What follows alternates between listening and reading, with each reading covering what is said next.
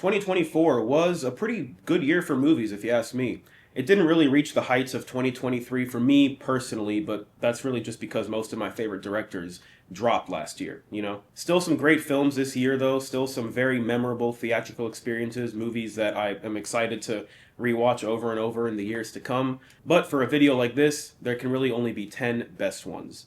So, before I give you those 10 best ones, here's some honorable mentions. All right, and with those out of the way, let's not waste any more time and let's get into number 10, which is The Substance by Coralie Fargia. The Substance is a very well executed, provocative piece of body horror with a singular vision. Every aspect of the film is meticulously crafted to invoke this psychological dread within you. The camera work, the set design, the acting, the makeup, the VFX, everything about this movie really comes together for me in this really singular, effective vision. I didn't quite love it as much as everyone else seems to have loved it. I see it placed a lot higher on people's end of year lists.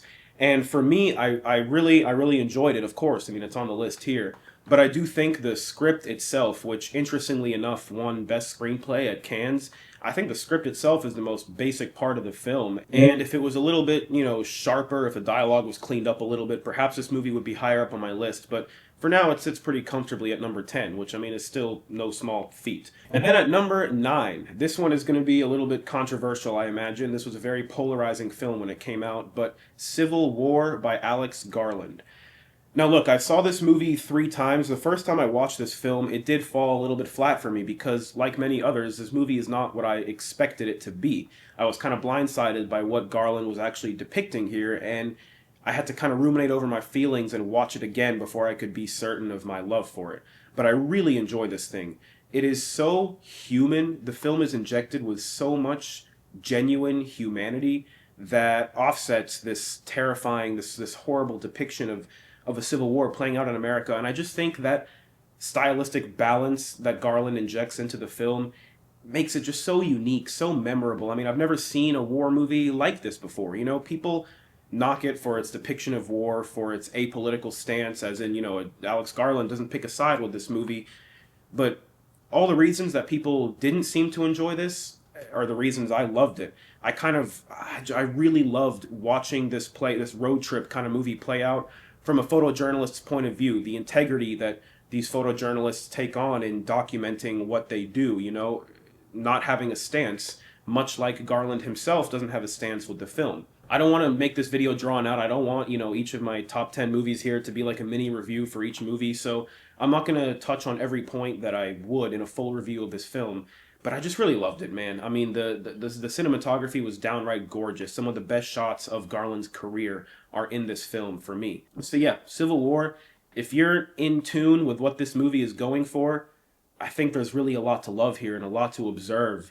If you're not, I get it. People were expecting one thing and they didn't get it. Is what it is. Sometimes movies are like that. But moving on to number 8, a recent movie for me, and one of the reasons I put off making this list for so long because I had a feeling that Robert Eggers' Nosferatu would end up finding a place on this list, and it did.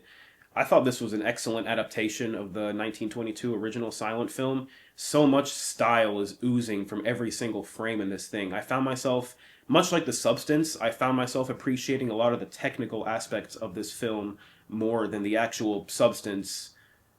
Get it? More than the actual substance within. It's a familiar story. Eggers doesn't do too much new with the actual narrative here, except giving a bit more agency to some characters, even though all their fates, end up being pretty much the same.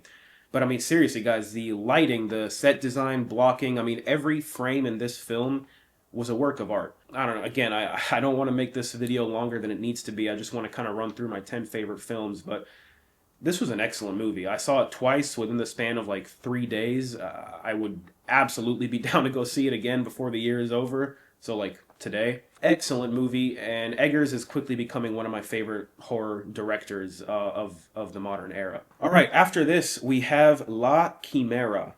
It is a foreign film that actually premiered last year, but when I make these lists, I go by 2024 theatrical releases, and so that's when La Chimera came out. What I love a lot about this movie is that it takes a familiar story. a story of a lonely man searching for his lost love. Romance movies like this exist, but nothing as unique as La Chimera. It has this touch of like this extraordinary style to it with this guy's sixth sense for seeking out graves and robbing the tombs. And I really thought the contrast between what this guy does with his gang looting tombs contrasted with his actual journey of, trying to reclaim his lost love was this beautiful balance that was so delicately woven together in the film. It exuded so much unique style to it, and I've really never seen a movie like this before. I'm being a bit vague on the story, as I'm being a bit vague with most of these films on this list because I don't want to veer into spoiler territory too much. I kind of want to say just enough about these movies to make you want to watch them if you haven't already without, spoiling the experience for you. But La Chimera is a very unique film that, to me, reminded me a lot of what can be accomplished in the medium of film. All right, sliding in at the number 6 spot is Sean Baker's Anora. I'm a big fan of Sean Baker. He's not one of my favorite directors, but his movies are very grounded, very down to earth, and very real. And I really appreciate Sean Baker's approach to storytelling. I just love how he depicts these, you hear it a lot, these slice of life, human stories, mostly about sex workers, but Anora benefits from being the most, extraordinary of Sean Baker's films. The narrative in this movie is very much grand in scope compared to what he's done before with the likes of Tangerine, Red Rocket, The Florida Project. Anora is such a colorful, vibrant movie that's just bursting at the seams with incredible characterization. I really think the supporting cast in this film is almost just as good as Mikey Madison. I mean, every single actor in this film gives it their all. I think the color palette, the music, just the vibrancy pouring out from this movie, the humanity pouring out from this movie struck me personally. And it's hilarious. It's a hilarious film and more or less unpredictable. You can kind of see where bits and pieces of this movie might be going, but as a whole, it's a very unique and rewarding experience that was easily one of my favorite theatrical experiences of the year. All right, halfway through, I was just talking about the supporting cast of Anora, but the supporting cast of Conclave, which comes in at number 5, is equally just as powerful as that of Anora. Conclave is a wonderful ensemble film with incredible choreography, incredible camera work. Color palette is incredible. I'm a sucker for red. Red's my favorite color, red and black. And so, Conclave almost immediately became part of my list just because of the color palette. But really, everything about Conclave is just so effortlessly crafted. Edward Berger makes this look easy, honestly. I think the script of this movie is very well written. I'm a screenwriter first, so if I see a good screenplay in a film, I'm going to kind of hold that above all other aspects of the movie. And for me, the script is really what brings this all together. It's very well written in that every 20-ish minutes or so, there's a new reveal, something new that adds to the plot. The conflict of the film begins very small in scope at first with one other character, and then it just keeps growing and growing in scale until you kind of recognize that everybody in the Vatican now has their own personal beliefs and morals and what they're striving for. And it's the classic political corruption story, but just told with such swagger, man. Every single shot in this movie could be a framed painting. And the score, whew, one of my favorite scores of the year, if you ask me. All right, we're getting into the top 4 now. These movies, all the movies on this list are amazing, but these are the ones I thought were truly phenomenal. So number 4 is Didi. I don't watch a ton of coming of age stories. I've seen a few, and I have some ones that I really enjoy, but Didi for me was so unique. It really captured this moment in time of a teenager's life growing into adolescency, offset or complemented by this, kind of new-ish era of social media and the rise of YouTube and, MySpace is a thing. The technology in this movie almost seemed to me as another character, and I really appreciated the balance that was found within this film. And just the central character of Didi, man, his conflict of growing up, this impressionable boy wanting to impress everybody and thinks he's too cool to love his mom, and he just trying to be things that he is not throughout the course of the film in order to try to impress people that he has no business trying to impress. The movie's message about individuality and love and just care for those around you is such a very warm and refreshing movie to see from a very unique perspective. I really enjoyed every minute of this film so much. I was crying at the end, man. I'm not even ashamed to admit it. This thing was amazing. Alrighty, number 3. So our parents had movies like Empire Strikes Back and Lord of the Rings. You know, our parents had these grand cinematic experiences in sci-fi, fantasy that, you know, we get jealous of listening to them talking about. I got to see this movie in theaters. Well, we are going to be able to tell our kids that we watched Dune Part 2 in theaters. Truly one of the most memorable sci-fi fantasy experiences of my life. I was on cloud 9 watching this thing in theaters, man. I'm going to be brief about this because, I mean, there's a lot about Dune 2 that's already been said that I don't really need to repeat, but seriously, the scale that this film operates on is otherworldly. I mean, Hans Zimmer is a god amongst men with the kind of music he composes. Greg Fraser's cinematography is just baffling to me. This man can make anything look like a painting, look like art. So many memorable shots in Dune Part 2. And really, I mean, I haven't read the books, but I'm still kind of familiar with the overall story. I just really think the characterization, the narrative, the way this movie flowed, and the kind of things it had you believing at first and then kind of pulls the rug out from under you towards the end, really well done. Denis Villeneuve is one of my like top 3 directors of all time, and his Dune universe is just unmatched in my opinion. Alrighty, let's get into number 2, which, by the way, I really wanted to put at number 1, but I just couldn't. But you should know, it was damn close.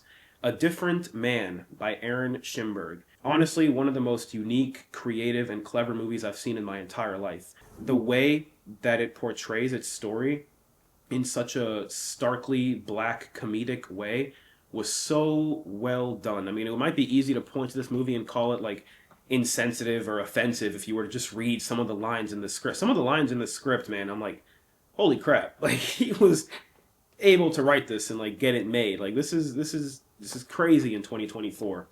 But seriously, A Different Man is so unique. It essentially follows an actor with a disfigured face who wants to be a popular and great actor, but feels that his face is a disfigured face is a limitation in his life, and therefore can't really do anything with his talent.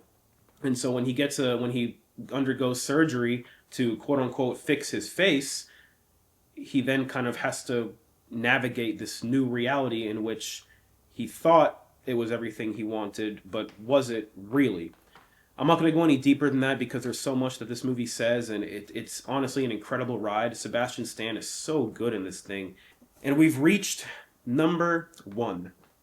Now, like I said before, I'm a screenwriter first, you know, so a great script is going to jump out at me and ingrain itself into my brain before any other part of a movie really does, you know? And Strange Darling by J.T. Molnar, that movie's screenplay had the same effect on me as Christopher Nolan's Memento did. That is one of my favorite films of all time. No other movie has ever given me that same kind of feeling or experience. And I'm not saying that Strange Darling did give me the exact same experience as Memento, because it's not like Memento. It's not a, you know, backward story like that. But it gave me very similar feelings to watching that film for the first time. I am going to be extremely vague about what Strange Darling is, because it's a movie that benefits from going into it as blind as you possibly can. And so I want to respect that. It really is just a serial killer story. It's a story you've seen 100 times before, but you have never seen it told this way. But even outside of the script, I mean, the performances from Willa Fitzgerald and Kyle Gallner were extremely riveting. I mean, very, very great chemistry between these two. The color palette of the film was gorgeous. The cinematography was awesome. I repeat a lot of this stuff throughout my list. You know, visuals were great, sound was great. But I mean, this is the kind of stuff that puts movies on a top 10 list for me. You know, if all facets of filmmaking come together to produce something truly memorable like that, it's going to end up on my list.